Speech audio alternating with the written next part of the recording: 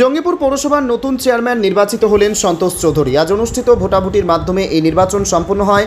মোট 21 জন কাউন্সিলরের মধ্যে 14 জন ভোটদান প্রক্রিয়ায় অংশগ্রহণ করেন এবং অংশগ্রহণকারী 14 জনই সর্বসম্মতিক্রমে সন্তোষ চৌধুরীকে চেয়ারম্যান হিসেবে সমর্থন করেন।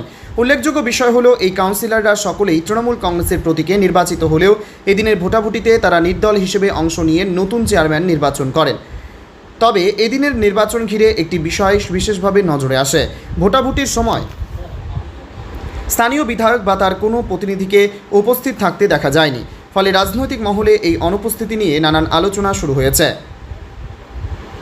নবনির্বাচিত চেয়ারম্যান সন্তোষ চৌধুরী এবং সম্ভাব্য ভাইস চেয়ারম্যান জহিদুর রহমানের কাছে সাংবাদিকরা জানতে চান, বর্তমান পরিস্থিতিতে জঙ্গিপুর পৌরসভার প্রশাসনিক কাজ কিভাবে পরিচালিত হবে এবং উন্নয়নের জন্য প্রয়োজনীয় অর্থ কোথা থেকে আসবে।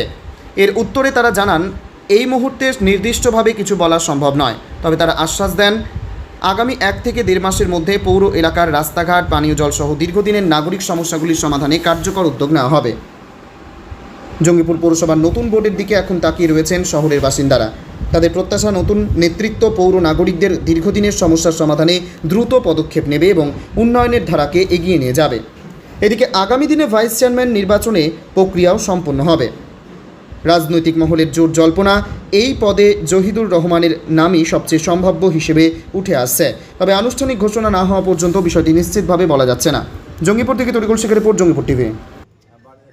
এবার এখানে যেহেতু বিপক্ষ হয়ে কেউ না দাঁড়ানোর জন্যই জিরো ভোটে চেয়ারম্যান হিসেবে নির্বাচিত। আপনি এবারই প্রথম চেয়ারম্যান, ভাইস চেয়ারম্যান ছিলেন। ভাইস চেয়ারম্যান কে হবে বলছে? এটা আমরা কাউন্সিলর যারা আছি, আমরা নিজেদের মধ্যে আলোচনা করে আমরা নেক্সট আমরা জানি। ভোটাভুটিতে 21 জনের মধ্যে কতজন অংশগ্রহণ করেছিলেন? আমরা 14 জন আজকে অংশগ্রহণ করেছি। 14 জনই আপনার পক্ষে ভোট রায় দিয়েছে? 14 জনই আমার পক্ষে ভোট দিয়ে আমাকে চেয়ারম্যান নির্বাচন। কোন কোন ওয়ার্ড উপস্থিত ছিল না আজকে? আজকে যেমনি 3, 4, 5, 7, তারপরে 15, 20, তারপরে 16, এসব ওয়ার্ডগুলো মানুষ। এর মধ্যে তৃণমূলের কেউ কেউ ছিল?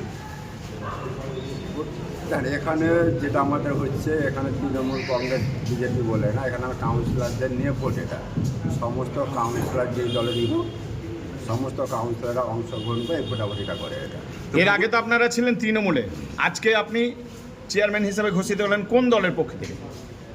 দেখুন, আমরা যেটা করেছি, আমরা মানুষের জনপ্রতিনিধি হিসেবেই আমরা এটা তৈরি হলাম। তার মানে নির্দল হিসেবে? হ্যাঁ, নির্দল।